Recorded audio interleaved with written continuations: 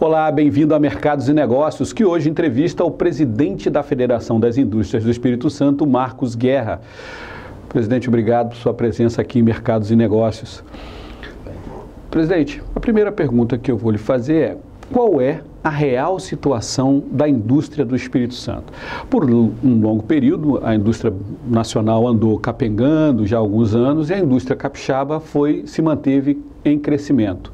Nesse momento atual de crise, qual é a real situação da indústria capixaba? Estamos melhor do que o Brasil ou estamos no mesmo nível ou pior do que o Brasil?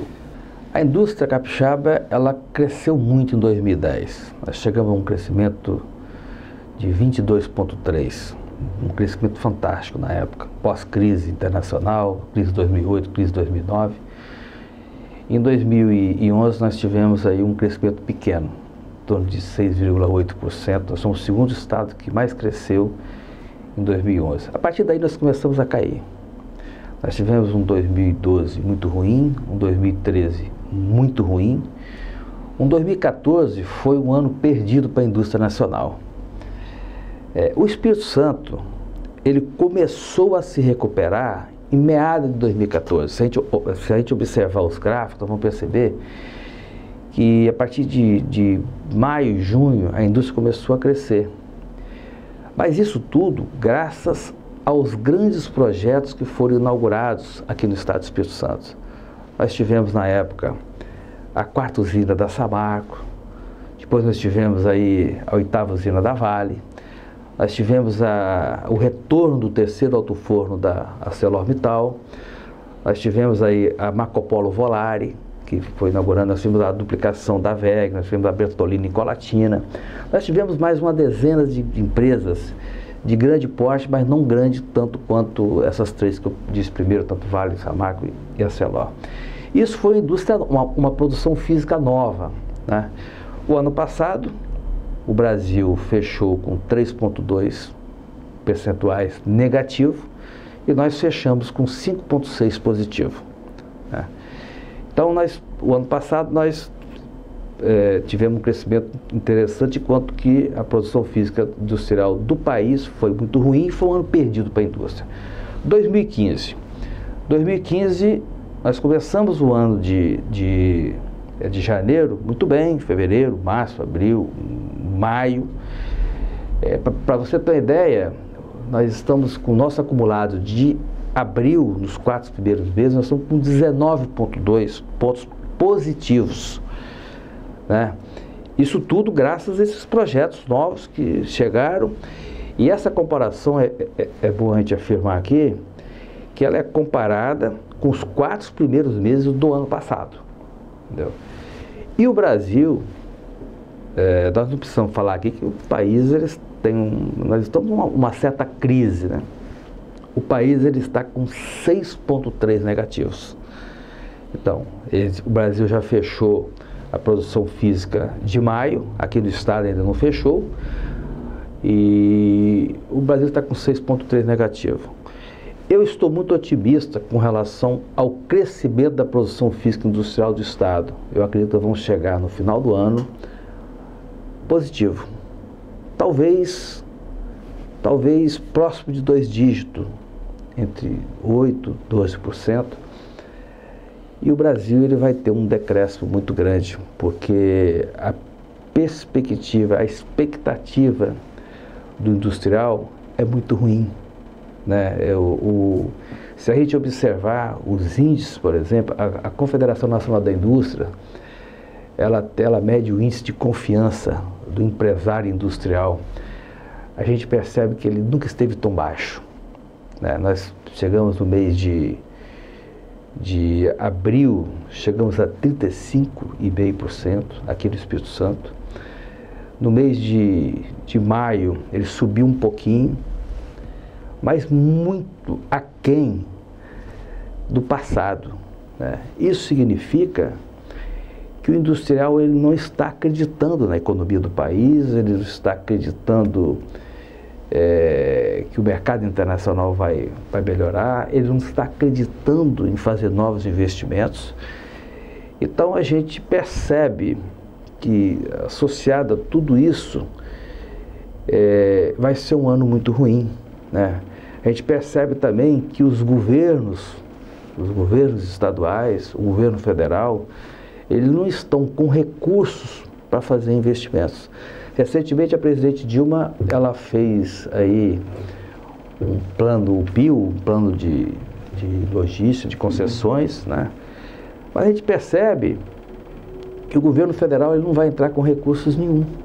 Tá? Ele vai atuar simplesmente nas PPPs, nas parcerias público e privadas. E o industrial, o empresário, o investidor, será que neste momento ele está com apetite para fazer os investimentos necessários? Né? Porque o país, a gente percebe que o país nós temos uma certa insegurança também. Porque você fazer uma ferrovia, fazer uma rodovia, quando você fala em portos, aeroportos, a gente não pode esquecer nunca da burocracia do país, dos órgãos de controles. Nós temos, por exemplo, os licenciamentos ambientais, né? Aqui o Estado, nós temos aqui uma BR-101 que já está aí praticamente licitada, trabalhando tudo. Nós temos alguns contornos para fazer, mas a maior preocupação das pessoas hoje é o seguinte: será que nós vamos conseguir as liberações, as autorizações pelos órgãos de... O que o senhor está falando é isso, quer dizer, a indústria capixaba tem uma perspectiva de crescimento por causa desses grandes projetos recentes que entraram essas duplicações. A nível Brasil, quer dizer, o Brasil, a tendência não é tão boa. Quer dizer, o Espírito Santo vai carregar um pouquinho, mas no somatório geral do país não ajuda tanto assim a reverter a situação, porque nós somos pequenos em relação a outros estados. Quer dizer, o que precisaria nesse momento para reverter seria um ambiente de negócios melhor que o Brasil infelizmente não tem e não terá tão cedo por causa dessas confusões aí. Vou fazer uma pergunta para o senhor: se o senhor fosse empregado hoje na indústria, o senhor estaria tranquilo, preocupado, muito preocupado ou beirando ao desespero? Eu estaria muito preocupado. Talvez de uns 15 anos para cá, se discutiu muito protecionismo, né? Então, a gente tem que... existe pouca cultura no país que muitas vezes o trabalhador ele precisa ajudar, ele precisa contribuir com o dono do negócio, com o empregador. Entendeu? Tem que acabar com esse negócio de capital e trabalho, capital para cá, trabalho para lá. Isso tem que acabar. As pessoas têm que entender que muitas vezes uma indústria, por exemplo, a indústria não é patrimônio mais. Uma indústria, ela é uma estrutura para você ganhar ou perder dinheiro. Tá? Quando você ganha, todos ganham. Quando você perde, todos perdem, desemprego, essas coisas todas. Então, o trabalhador, realmente, ele tem que estar preocupado. Recentemente, a presidente da República, Dilma, ela está colocando a medida provisória, um chamamento da classe trabalhadora para compartilhar com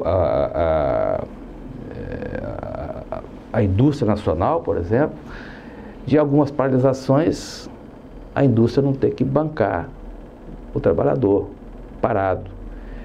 Mas eu chamo a atenção, será que isso resolve? Eu acredito que não, no momento. Nós temos uma energia que subiu, nós temos regiões aí que a energia subiu 78,6%, subiu até mais de 80%, teve casos de 59%. Nós temos aí ameaças constantes de aumento de impostos. Nós temos aí aumentos significativos de juros, né?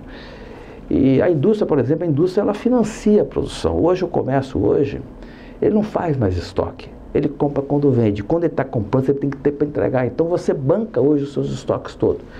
Então é preocupante sim, principalmente este ano. É um ano que tem que ser um ano de se fazer economia. Vamos chamar para o estado do Espírito Santo, por exemplo, 78 municípios que estão tendo perdas significativas nas suas receitas. Nós tivemos um problema recentemente do Fundap. Do petróleo, a baixa do preço do barril do petróleo. E eles estão sem capacidade, não é de investir não, é de pagar suas contas. E eles vão ter que cortar na carne, como a indústria vem cortando. E automaticamente isso vai passar pelo desemprego. As pessoas vão ter que reduzir. Porque, na verdade, quando você reduz um funcionário, você não reduz só o salário dele, você reduz o pãozinho, o café, o leite, a energia, o papel higiênico do banheiro, o detergente, o sabonete. Quer dizer, você tira um monte de despesa em cima de uma pessoa. Porque muitas vezes não é só a folha de pagamento. Entendeu? E muitas vezes também você paralisar a sua empresa. Vamos supor que a indústria X, ela paralisa durante 3 horas por dia, né? Entra no plano da presidente Dilma. Só que as demais empresas continuam funcionando. O cliente está ligando para a empresa, a transportadora está indo buscar ou levar mercadoria. Quer dizer, você vai ter que montar uma estrutura para atender os outros que estão parados. O funcionamento da empresa vai continuar o mesmo. Continua o mesmo, então as despesas não vão diminuir. Então, o que a gente precisa hoje? Nós precisamos de voltar a confiar. Nós precisamos de voltar a confiar nas políticas econômicas do país, que parte pelo governo federal. Ele tem que recuperar a credibilidade do Congresso Nacional, nos seus pares. Nós temos que acabar com esse tipo de boato de quem confia em quem, essas coisas. Isso é muito ruim. Isso é muito ruim, isso leva o país para um descrédito, isso é muito ruim. Recentemente eu estive em Nova York, a Confederação Nacional da Indústria, nós fizemos uma reunião lá com os 30 maiores CEOs dos Estados Unidos e Brasil e presidentes de grandes empresas. Empresas que vendem para o Brasil, dos Estados Unidos, e do Brasil que vende para os Estados Unidos. Então nós tivemos painéis maravilhosos. Por exemplo, tivemos lá um painel com o presidente da Boeing e o presidente da Embraer. Nós tivemos painéis com o presidente da Walmart.com, entendeu? Com outras companhias grandes. Então foi muito interessante. Agora, uma coisa que me chamou a atenção, eu tenho certeza que não foi para agradar a gente, os brasileiros que estavam ali. Eles estão mais confiantes do que a gente. Eles estão acreditando mais do que a gente. Isso me chamou a atenção. Nós fizemos esse evento lá nos Estados Unidos, em Washington. Não foi porque a presidente da República foi lá não, porque nós íamos fazer um evento maior, aproveitando, lógico, a presença do chefe maior do nosso estado, do país. Ela esteve lá, inclusive, entendeu? Mas nós fomos lá realmente discutir oportunidades no mercado americano, que não precisamos falar que é o maior PIB, as pessoas falam da China, mas o PIB dos Estados Unidos é quase o dobro do PIB da China, né? Então, qualquer crescimento de 2% da China, nos Estados Unidos, corresponde a 4%, né?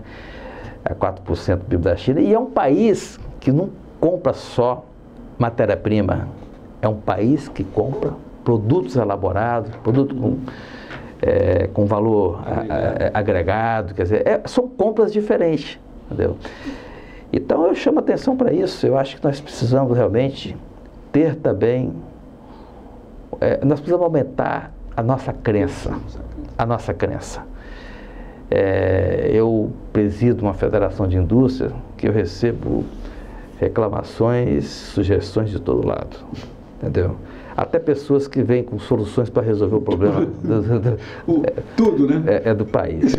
Mas a gente tem que ter habilidade, nós precisamos ter o seguinte, nós precisamos de confiar, nós precisamos buscar caminhos, nós precisamos ser otimistas, criar situações para a gente ter pelo menos um 2016 melhor.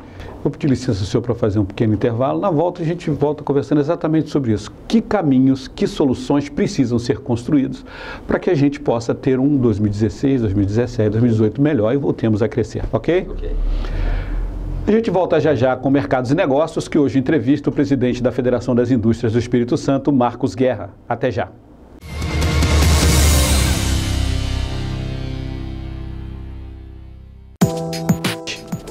Quer saber o que acontece na Grande Vitória?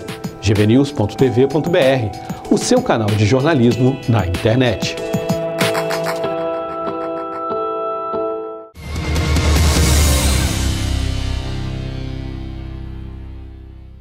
Olá Olá, estamos de volta com Mercados e Negócios, que hoje entrevista o presidente da Federação das Indústrias do Espírito Santo, Marcos Guerra.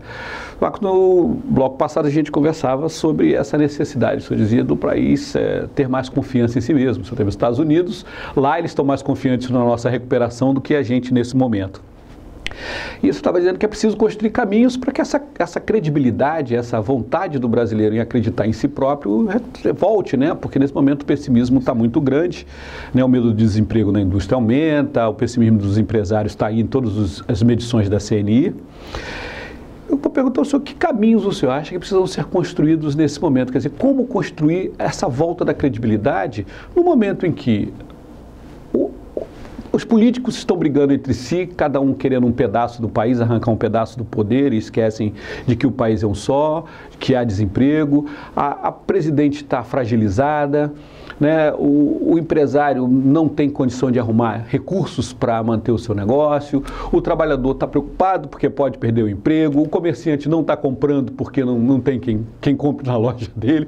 Quer dizer, o cenário que está se construindo nesse país, nesse momento, é um cenário de recessão, é um cenário de descrédito. Como retomar o nosso caminho do crescimento que estava ali há pouco tempo, estava ali na nossa frente, nós desviamos dele e ninguém sabe por quê? O país ele tem uma capacidade de dar a volta por cima muito rápido.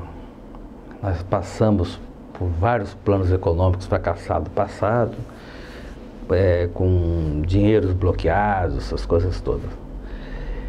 Esta crise, eu considero ela um pouco pior. Porque se a gente observar, se a gente pegar 8 anos de Fernando Henrique Cardoso, 8 anos de Dilma, não, 8 anos de Lula, são 16. Com 5 anos de Dilma, nós estamos ali com 21 anos.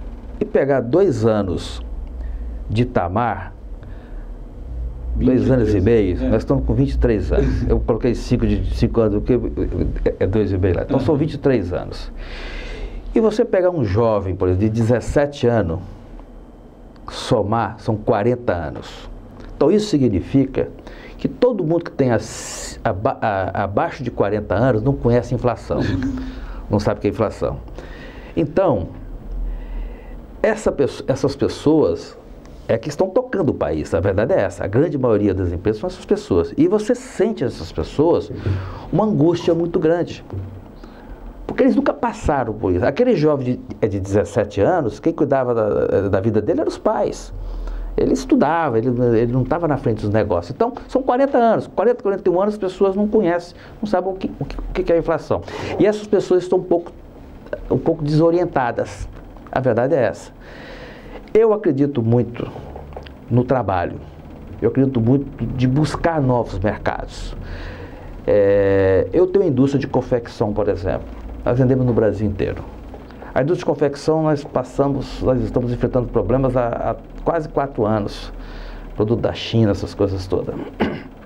E eu percebo que nesse momento, poucas pessoas estão viajando.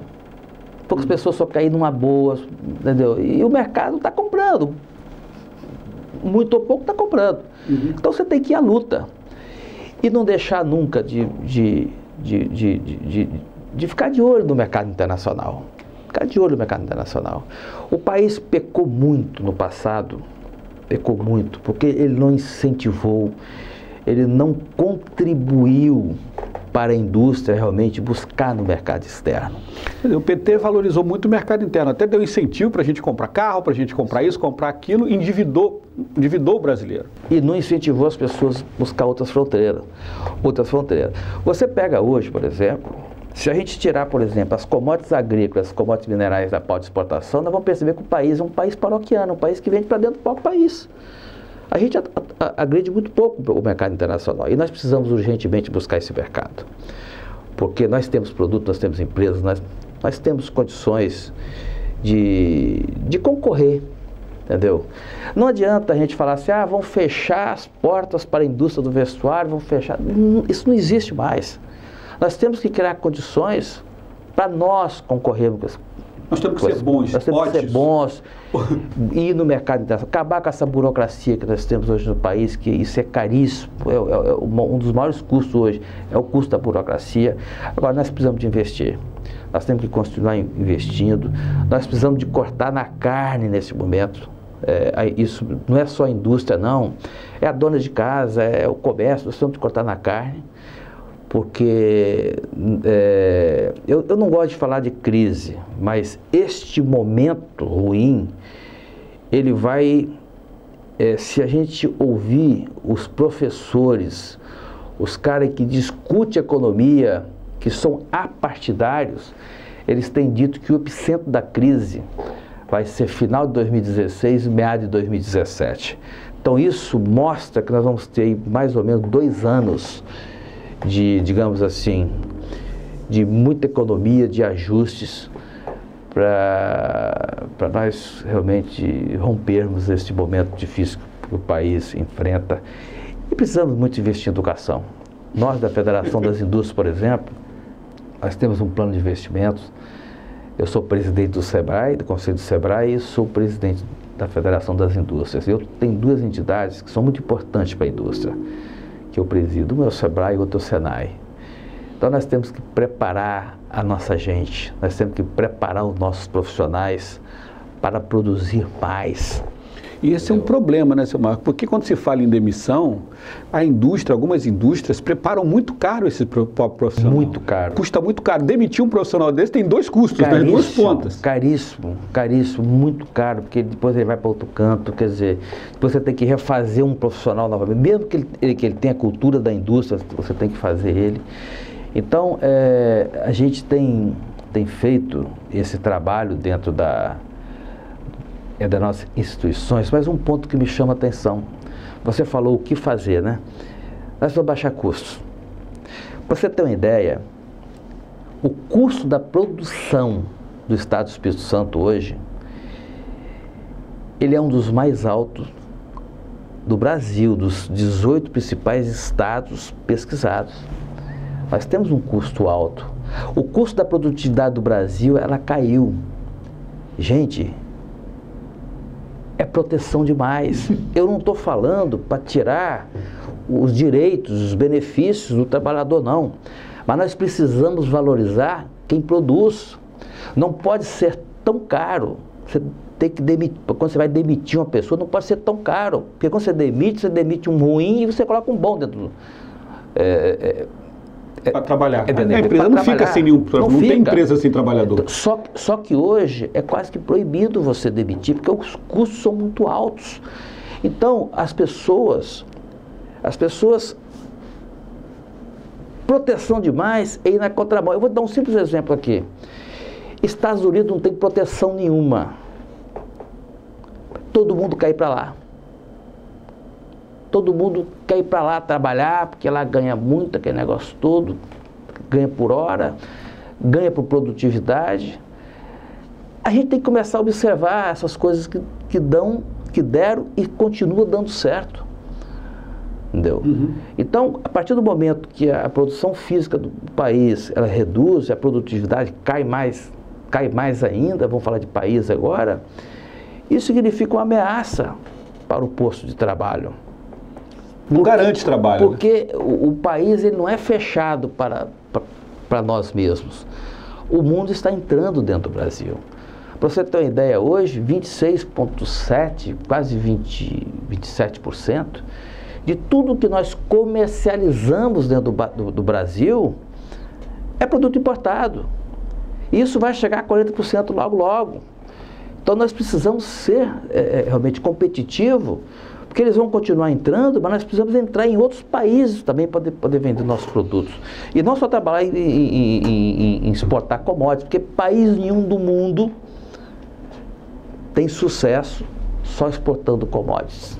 Mas o governo fez um trabalho aí, os governos, não é só esse, vários governos, de praticamente desindustrializar o país, quer dizer, investiu para tirar a capacidade da gente própria produzir.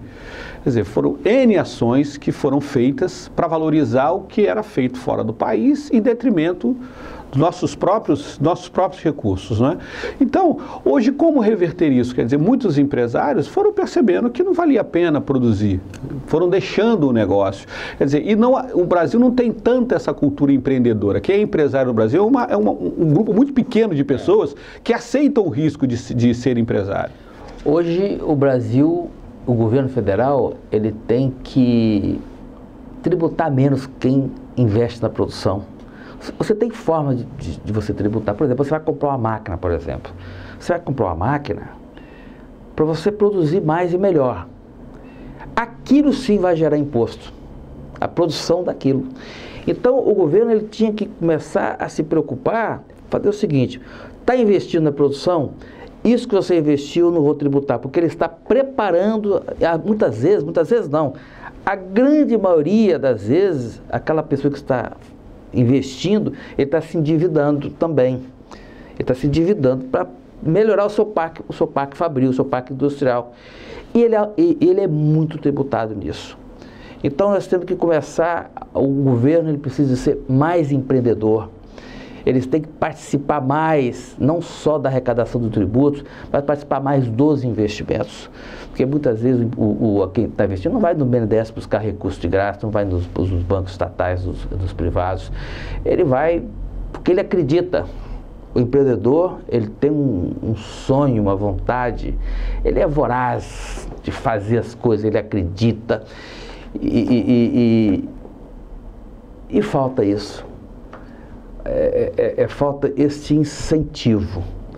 Recentemente nós fomos ao governo do estado, aqui do Espírito Santo, e fomos pedir ao governo, ele até encaminhou o projeto para a Assembleia, para tirar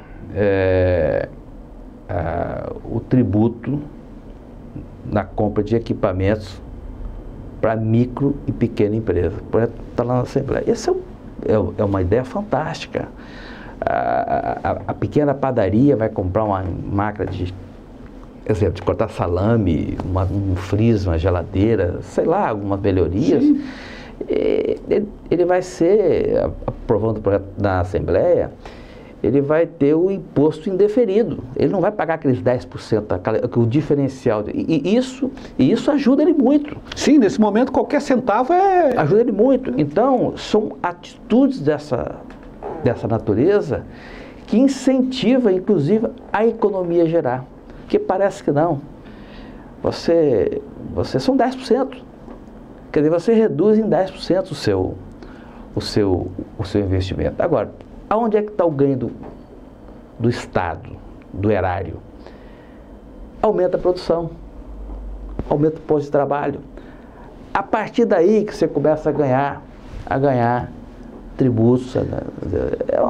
A goela do governo é desse tamanho e não para de aumentar. Por quê? A gente percebe lá, você tem lá na própria prédio da Findes, tem um painel lá que diz quanto de tributo é retirado da gente todo santo dia. E o painel já passou de 1 trilhão e continua acelerado. Quer dizer, apesar de toda essa situação do país de retração, a carga no lombo do empresário, do trabalhador, só aumenta. Como é que pode isso? Se ninguém está produzindo, como é que pode bater recorde de cobrança de imposto? O ano passado, nós chegamos à meta de 1 trilhão no dia 12 de agosto. Esse ano nós chegamos no dia 1º de julho. 42 dias de antecedência. No meio de uma crise. 42 dias. Então, o governo arrecada mais, mas infelizmente o governo está gastando muito. Ele precisa, como eu disse no começo aqui, o governo federal ele tem que ter, ele tem que querer e tem que ter apoio para cortar despesas. Redução de ministérios, redução de despesas. Quer dizer, nós temos que começar a entender que para a gente vencer esse momento difícil que o país está enfrentando, nós precisamos todos nos unir. Quer dizer, não adianta exigir... E alguém tem que liderar o processo. e deveria ser o governo federal. Mas o governo exige sacrifício do empresário, exige sacrifício do trabalhador, exige sacrifício dos governos estaduais, das prefeituras. Só não faz o dele. Só não faz o dele. Só não faz o dele.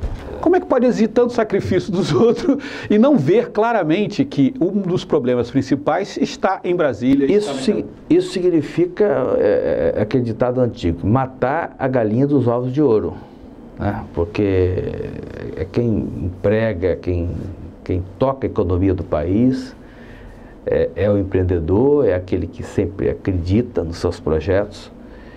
E também você disse uma palavra aqui que me incomoda muito, que é o chamado desindustrialização. Eu venho falando sobre isso há 4, 5 anos, quando nós entramos num processo violento de desindustrialização. É um absurdo um país de mais de 200 milhões de habitantes, com apetite de consumo, né, falar em desindustrialização. E está acontecendo. Se você pegar os números, por exemplo, na década de 80, a indústria de transformação, ela representava 24,9% do PIB. Em 2013, ela representou 19,2%. Em 2014, nós fechamos com 13%. E os mais entendidos estão falando que a partir de 2015, a gente chegue abaixo de 10%. Isso são produtos de transformação, produtos de consumo, digamos assim, desde o veículo ao alimento, né? Então, isso é preocupante, porque o que traz divisa para um país ou é turismo, que o país não investe em turismo, entendeu? Ou é indústria. O resto, serviços, comércio, ela gira dentro do próprio país. O que traz dinheiro novo para um país é a exportação. É como se a gente estivesse entregando para o mundo um mercado consumidor de 200 milhões de pessoas com capacidade de comprar e a gente mesmo não produz. Quer dizer, a gente vai comprar tudo dos outros, deixar todo mundo feliz. Justamente. E a gente triste aqui porque não vai ter emprego, não vai ter nada e um dia acaba, né? Um dia o dinheiro acaba.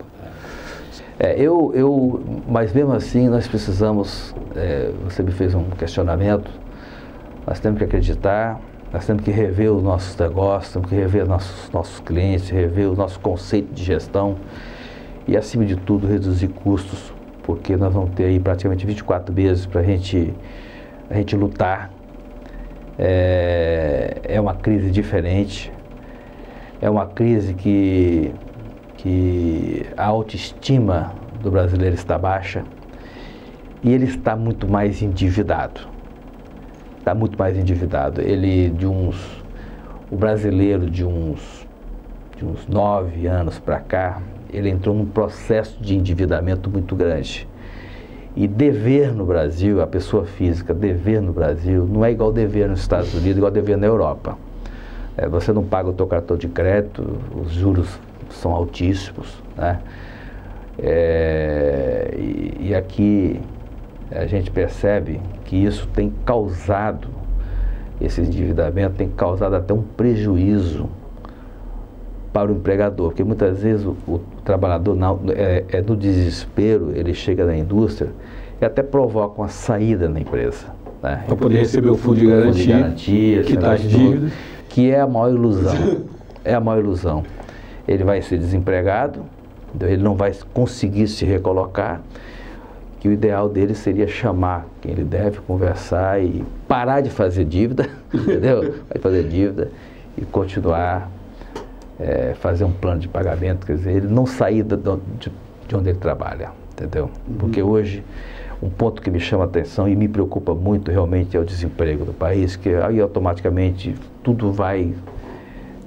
não há perspectiva, tudo cresce, né? Até a segurança ela fica não há perspectiva de não ter um aumento de desemprego, né? A própria indústria já mediu isso, quer dizer, o desemprego está vindo e vai vir com mais força ao longo dos próximos meses. O ano passado a indústria, por exemplo, ele trabalhou aí com 18,7, 18,3 mais ou menos, de ociosidade, né? Isso comparado com o pessoal contratado, né? Mas as pessoas estavam mais otimistas, então as pessoas seguram. Então hoje, o que a indústria faz hoje? Olha, eu estou com ociosidade, eu não vou segurar, porque eu não estou enxergando perspectiva lá na frente, então eu vou cortar agora. É isso que está acontecendo. Então as pessoas estão muito precavidas. E o que eles estão fazendo? Eles estão jogando essa despesa que eles tinham no custo do produto, para baixar custo, para se manter no mercado. Se manter no mercado. Senão, quer dizer, já não tem dinheiro. É dessa forma. Aí todo mundo vai parar. E se parar, começar a paralisação em cadeia, aí a situação para sair é pior, né? Porque o carro parado para andar é outra força, né? Por aí.